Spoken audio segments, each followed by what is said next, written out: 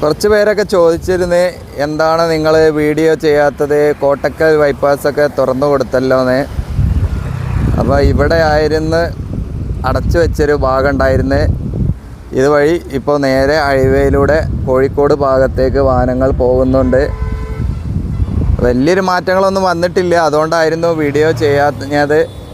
അപ്പോൾ ഇതാണ് നമ്മുടെ കോട്ടക്കൽ ബൈപ്പാസൊക്കെ തുടങ്ങുന്ന ഭാഗം, ചെനക്കൽ ഭാഗം എന്ന് പറയാം.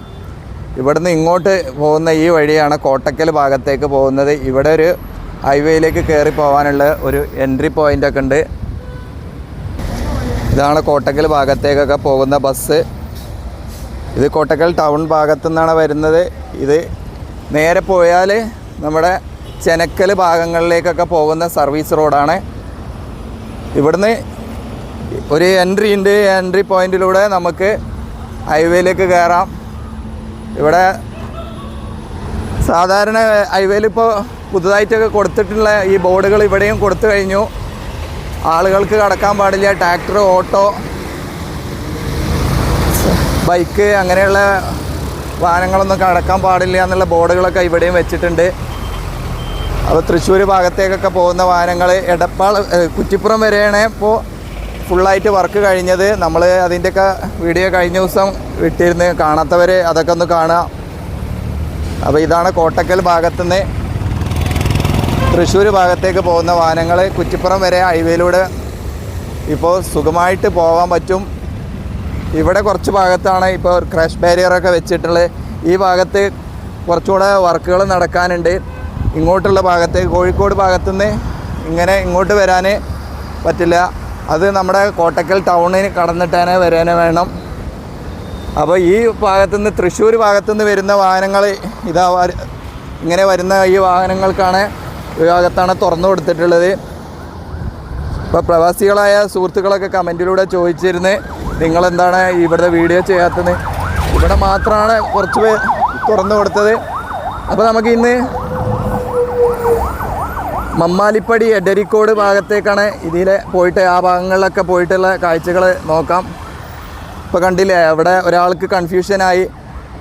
അപ്പോൾ അയാൾ ബാക്ക് എടുക്കണം. ഇങ്ങനെയൊക്കെ ബാക്ക് എടുക്കുമ്പോഴാണ് അപകടങ്ങൾ വരിക. ഇപ്പോൾ ഈ കാറ് പെട്ടെന്ന് അങ്ങോട്ട് അടുത്ത് സ്പീഡിൽ വരുന്ന ഇതുപോലുള്ള ആംബുലൻസുകൾ മറ്റുള്ള വാഹനങ്ങളൊക്കെ വരുമ്പോൾ ഇതുപോലുള്ള വാഹനങ്ങളൊക്കെ പെട്ടെന്ന് പുറകിലേക്ക് എടുക്കുകയാണെങ്കിൽ അപകടങ്ങൾ സംഭവിക്കാൻ സാധ്യതയുണ്ട്. നമ്മൾ ആളുകൾ ഇപ്പോഴും ഇതുപോലുള്ള റൂളുകളൊന്നും പാലിച്ച് വാഹനം ഓടിക്കാൻ പഠിച്ചിട്ടില്ല. അപ്പോൾ അതൊക്കെ കറക്റ്റായിട്ട് എവിടെയാണ് എങ്ങനെയാണ് സിഗ്നൽ കൊടുത്തിട്ടുള്ളത്, ട്രാഫിക് ലൈനുകളൊക്കെ പാലിച്ച് കറക്റ്റായിട്ട് വാഹനം ഓടിക്കുക. ഈ കാറിന് ഫാൾട്ട് പറ്റിയിട്ടുണ്ട്, ഇനി ബാക്കിലോട്ട് പോകണേ.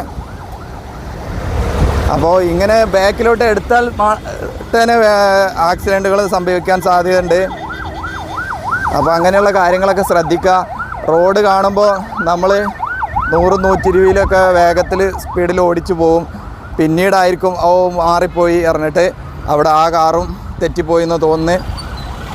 കോട്ടക്കൽ ഭാഗത്തേക്ക് പോകുന്ന ആളുകൾ ഹൈവേയിലൂടെ കയറി കഴിഞ്ഞാൽ ബ്ലോക്കിൽ പെടാൻ സാധ്യതയുണ്ട്. കാരണം അതിലൂടെ വന്ന് ടൗണിലൂടെയാണ് പോകുന്നത്. ആ ഭാഗത്തൊക്കെ ബ്ലോക്ക് നല്ലോണ്ട്. അപ്പോൾ അറിയാതെ കോഴിക്കോട് ഭാഗത്തേക്ക് പോകുന്ന വാഹനങ്ങൾ കോട്ടക്കൽ ഭാഗത്തൂടെയും പോകുന്നുണ്ട്.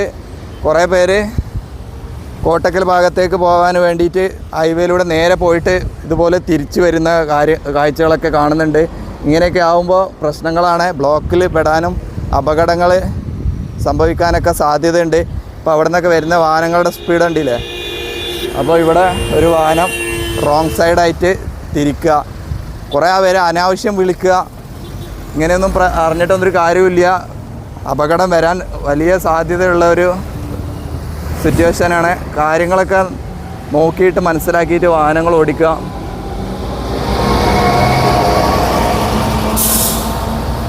വീണ്ടും ഒരു ഇന്നോവ വന്നിട്ടുണ്ട് ബാക്കിലോട്ട്.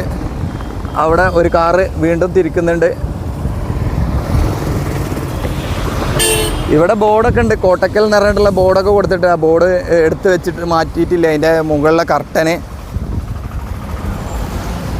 2-3 വണ്ടികൾ ഇതേപോലെ വന്ന് റോങ് സൈഡായിട്ട് വരുന്നുണ്ട്. കഴിഞ്ഞ ദിവസം ഒരാൾ തന്നെ പറഞ്ഞിരുന്നത് ഇങ്ങനെ റോങ് സൈഡ് പോയി കഴിഞ്ഞാൽ വലിയൊരു അപകടം വരാൻ സാധ്യതയുണ്ട് പറഞ്ഞിട്ടുള്ള ഒരു പത്രക്കുറിപ്പൊക്കെ ഇറക്കിയിട്ടുണ്ടായിരുന്നു. കോട്ടക്കൽ ബൈപ്പാസ് തുറന്നു പറഞ്ഞിട്ട് ആരും ഇങ്ങനെയുള്ള കാര്യങ്ങളൊന്നും ശ്രദ്ധിക്കാറില്ല. കുറച്ചുകൂടെ താഴോട്ട് വന്നിട്ടുണ്ട്. ഇവിടെ ക്രാഷ് ബാരിയറുകളൊക്കെ പുതിയതായിട്ട് വെച്ച് കാണാം. ഈ ഭാഗത്താണ് കുറച്ച് വർക്കുകളുള്ളത്. അങ്ങോട്ട് പോയി നോക്കാം. ആ ഭാഗത്താണ്. ഇവിടെയൊക്കെ ടാറിങ് കഴിഞ്ഞിട്ടുണ്ട്. ഞാൻ കാണിച്ചിട്ടുണ്ട് എന്ന് പുതുതായിട്ട് കാണാത്തവർ അറിയാൻ വേണ്ടിയിട്ട് പറയുകയാണ്. ഈ ക്രാഷ് ബാരിയറൊക്കെ പുതിയതായിട്ട് ഇവിടെ വെച്ചിട്ടുണ്ട്. ഇപ്പോൾ ഈ സൈഡിലൂടെ വാഹനങ്ങൾ പോകുന്നത് കാണാം. ഇവിടെയൊക്കെ ലൈൻ മാർക്കിങ്ങിൻ്റെ വർക്കുകളൊക്കെ ഇനി ചെയ്യാനുണ്ട്. ലൈൻ മാർക്കിങ്ങിൻ്റെ വർക്കുകളൊന്നും കഴിഞ്ഞിട്ടില്ല. കഴിഞ്ഞ കോട്ടക്കൽ വീഡിയോ ചെയ്ത സമയത്തൊക്കെ നമ്മൾ കാണിച്ച ഭാഗം തന്നെയാണ്. ഇവിടെ വരുമ്പോൾ പുതുതായിട്ടൊരു മാറ്റം എന്താ പറഞ്ഞാൽ ഈ സെൻറ്റർ ഭാഗത്തേക്കാണ് ഡ്രെയിനേജ് വരുന്നത്. അതെന്താ അറിയില്ല. ഇത്രയും ഭാഗത്ത് സെൻറ്റർ ഭാഗത്തേക്ക് ഡ്രെയിനേജ് കൊടുക്കുന്നുണ്ട്. അവിടെ നിന്ന് ഇങ്ങോട്ട് കട്ട് ചെയ്ത് ഇങ്ങോട്ട് വരുന്നത് ഇത് റോഡിൻ്റെ ഈ മതിലിൻ്റെ സോയിൽ നീലിംഗ് ചെയ്ത ഈ മതിലിൻ്റെ അടുത്തൂടെ അല്ല കടന്നു പോകുന്നത്. വെള്ളമൊക്കെ അതിലൂടെയാണ് ഒഴുകി പോകുന്നത് കാണാം നമുക്ക്. അപ്പോൾ ഇവിടെ കുറച്ച് സെൻറ്റർ ഭാഗത്തേക്ക് വലിച്ചിട്ടാണ് ഡ്രെയിനേജ് വരുന്നത് തോന്നുന്നത്. എന്താ അറിയില്ല. ഇങ്ങനെ ഈ ഭാഗത്തൂടെയാണ്. ഇപ്പോൾ അവിടെ മണ്ണെടുത്താൽ എന്തെങ്കിലും ബുദ്ധിമുട്ടുണ്ടാകുന്ന അറിയില്ല. അപ്പോൾ ഞാൻ ഇവിടെയുള്ള സൂപ്പർവൈസർമാർ ഇവിടെയുള്ള വർക്കേഴ്സിനോടൊക്കെ ചോദിക്കുമ്പോൾ പറയുന്നത് എന്താ പറഞ്ഞാൽ ഇവിടെ താൽക്കാലികമായിട്ട് ഇങ്ങനെ വേഗത്തിൽ പണി തീർക്കാൻ വേണ്ടിയിട്ട് ഡ്രെയിനേജ് കൊടുക്കുകയാണെന്നാണ് പറഞ്ഞിരുന്നത്. ഇവിടെ കണ്ടിന്യൂ ആയിട്ട് ഇങ്ങനെ വെള്ളം വന്നുകൊണ്ടിരിക്കുകയല്ലേ. അതുകൊണ്ട് ഇവിടെ വേഗത്തിൽ ഡ്രെയിനേജിൻ്റെ വർക്ക് കംപ്ലീറ്റ് ആക്കിയതിന് ശേഷം ഇതിലൂടെ വെള്ളം കടത്തി വിട്ട് അങ്ങനെ സാധാ നമ്മുടെ അവിടെയുള്ള ഡ്രെയിനേജിലേക്ക് കണക്റ്റ് ആക്കിയിട്ട് വെക്കുക. അതിനുശേഷം ഈ ഭാഗത്തൊക്കെ ടാറിങ് ചെയ്തതിന് ശേഷം പിന്നീടാണ് അതിൻ്റെ ശരിയായ രീതിയിലുള്ള ഡ്രെയിനേജ് അവിടെ കൊടുക്കുന്നതെന്നാണ് പറയുന്നത്. അപ്പോൾ ഇവിടെ 2 ഡ്രെയിനേജ് വരാൻ കാരണം എന്താ പറഞ്ഞാൽ ഇവിടെ ഇങ്ങനെ വെള്ളം ഇങ്ങനെ വന്നുകൊണ്ടിരിക്കുന്ന ഒരു സ്ഥലം കൂടെയാണ്. നിൽക്കാതെ വെള്ളം ഇങ്ങനെ വന്നുകൊണ്ടിരിക്കുകയാണ്. അതുകൊണ്ടാണ് ഇവിടെ കുറച്ച് വർക്ക് ഡിലേ ആയത്.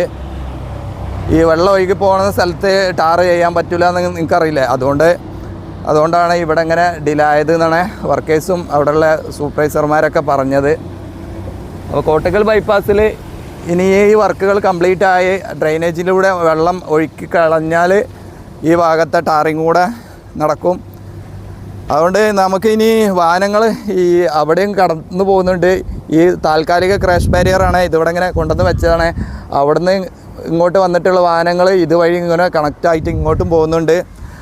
ഇത് വഴി വരുന്ന വാഹനങ്ങൾ അവിടെ ഇറങ്ങിയിട്ട് തിരിച്ച് കോട്ടക്കൽ ഭാഗത്തേക്കും പോകുന്നുണ്ട്. അങ്ങനെയൊക്കെ പോകുന്നുണ്ട്. അവിടെ മുകൾ ഭാഗത്താണ് പുതുതായിട്ട് ഇവിടെ കോൺക്രീറ്റിൻ്റെ വാളൊക്കെ കൊടുത്തത്. അത് വർക്കൊക്കെ കഴിയാറായി തുടങ്ങിയിട്ടുണ്ട്. ഇവിടെ നമുക്ക് കാണാം. അപ്പോൾ നമുക്ക് മുന്നോട്ട് പോയി നോക്കാം. കോഴിക്കോട് ഭാഗത്തേക്ക് മമ്മാലിപ്പടി എടരിക്കോട് ഭാഗത്തേക്ക് മഴയൊക്കെ വരുന്നുണ്ട്. അതിൻ്റെ മുന്നേ നമുക്ക് അങ്ങോട്ട് പോവാം. അപ്പോൾ നേരത്തെ കണ്ട ആ ഡ്രെയിനേജിൻ്റെ ഭാഗത്ത് പറഞ്ഞതിലൊരു ചെറിയൊരു തെറ്റുണ്ട്. എന്താ പറഞ്ഞാൽ ഡ്രെയിനേജ് ആ സെൻറ്റർ ഭാഗത്തു കൂടെ തന്നെയാണ് ഇടുന്നത്. മറ്റേത് സൈഡിൽ വരില്ല എന്നാണ് പിന്നീട് അറിയാൻ സാധിച്ചത്. അപ്പോൾ അവർ പറഞ്ഞതിലൊരു ചെറിയ തെറ്റുണ്ടായതുകൊണ്ട് ഞാനത് അറിയാതെ അങ്ങനെ പറഞ്ഞു പോയതാണ്. വലിയ രീതിയിൽ ഹൈറ്റിൽ പൊക്കിയിട്ടാണ് സോയിൽ നീലിംഗ് ചെയ്തത്. ആ ഭാഗത്ത് ഇനി അപ്പുറത്ത് ഡ്രെയിനേജ് പറ്റാത്തത് കൊണ്ടാണ് സെൻറ്റർ ഭാഗത്തൂടെ ചെയ്തിട്ടുണ്ട്.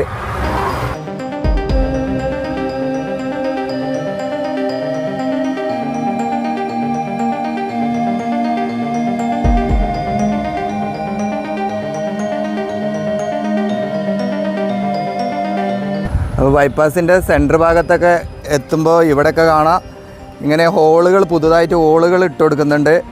ഇവിടുന്ന് എങ്ങോട്ട് ചെറിയൊരു ചെരിവാണ്. അപ്പോൾ ഇവിടെ വരുന്ന മഴ പെയ്യുമ്പോൾ വെള്ളം നിൽക്കാൻ സാധ്യതയുണ്ട് ഈ സൈഡിൽ. അപ്പോൾ ഇവിടെയൊക്കെ പുതുതായിട്ട് ഇങ്ങനെ ഹോളുകളിട്ട് വെള്ളം അങ്ങോട്ട് പോകുന്ന രീതിയിലേക്ക് മാറ്റുന്നുണ്ട്. ഇവിടെ വർക്കേഴ്സൊക്കെ അതിൻ്റെ വർക്കേഴ്സാണ് ഇപ്പോൾ ഈ വർക്ക് ചെയ്യുന്നത്. ഇതാ പൈപ്പാണ് അതിൻ്റെ പൊട്ടിച്ചതിന് ശേഷം പൈപ്പൊക്കെ വെച്ച് കൊടുക്കുന്നുണ്ട്. ക്രാഷ് ബാരിയർ പൊട്ടിച്ച് പൈപ്പ് വെക്കുന്നുണ്ട്. അതിൻ്റെ വർക്കാണ് ഇപ്പോൾ ഇവിടെ നടക്കുന്നത്.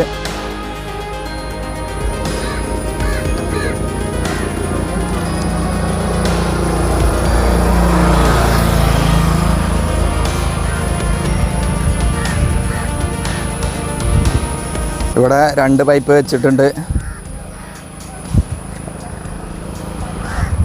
ഇവിടെ ഇങ്ങനെയാണ് പൈപ്പ് വെച്ച് ഇതൊക്കെ മണ്ണ് എടുത്ത് മാറ്റിയില്ല. മണ്ണും കൂടെ എടുത്ത് മാറ്റാഞ്ഞാൽ ഇതിൽ പോയിട്ട് ഈ ഹോളൊക്കെ അടഞ്ഞു പോകാൻ സാധ്യതയുണ്ട്. കറക്റ്റായിട്ട് വെച്ചിട്ടുണ്ട്. മഴ വരുന്നുണ്ട്. ഇതാണ് പുതിയ ഹൈവേയിൽ ഭാഗത്തൂടെ വാഹനങ്ങൾ പോകുന്നത് കാണാം.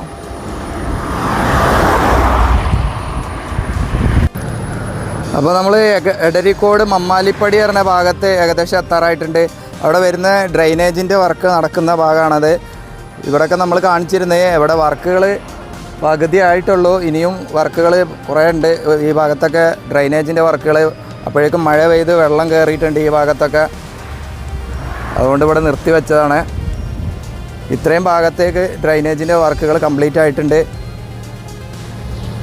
ഇതുവഴിയാണ് ഇപ്പോൾ തൃശ്ശൂർ ഭാഗത്തു നിന്നൊക്കെ വരുന്ന വാഹനങ്ങൾ, ഹൈവേയിലൂടെ വരുന്ന വാഹനങ്ങൾ കോട്ടക്കൽ തിരൂര് ഭാഗങ്ങളിലേക്കൊക്കെ എക്സിറ്റ് ആവുന്നത് ഈ ഭാഗത്തു നിന്നാണ്. അല്ലാത്ത വാഹനങ്ങൾ നേരെ കോഴിക്കോട് ഭാഗത്തേക്ക് ഇപ്പം ഇതിലൂടെ ഹൈവേയിലൂടെ കടന്നു പോവാം. നേരെ കോഴിച്ചന, പൂക്കിപ്പറമ്പ് അങ്ങനെ ഹൈവേയിലൂടെ തന്നെ കയറി പോവാം. അവിടെയുള്ള വയഡക്റ്റ് മമ്മാലിപ്പടി പറഞ്ഞ നമ്മുടെ പാലച്ചിറമാട് ഭാഗത്തൂടെ നേരെ ഹൈവേയിലൂടെ കയറി പോകുന്ന സ്ഥിതിയിലേക്കായിട്ടുണ്ട്. അവിടെയൊക്കെ തുറന്നു കൊടുത്തിട്ടുണ്ട്. ഇതിൻ്റെ അവിടെ നിന്ന് ഇങ്ങോട്ട് വരുന്ന വാഹനങ്ങൾക്കാണ് തുറന്നു കൊടുക്കാത്തത്. കോഴിക്കോട് ഭാഗത്തുനിന്ന് വരുന്ന വാഹനങ്ങൾക്ക്, ഇവിടെ നിന്നുള്ള വാഹനങ്ങൾക്കൊക്കെ തുറന്നു കൊടുത്തുകൊണ്ട് ഈസി ആയിട്ട് വാഹനങ്ങളൊക്കെ പോകുന്നുണ്ട്. കാണാം നമുക്ക്.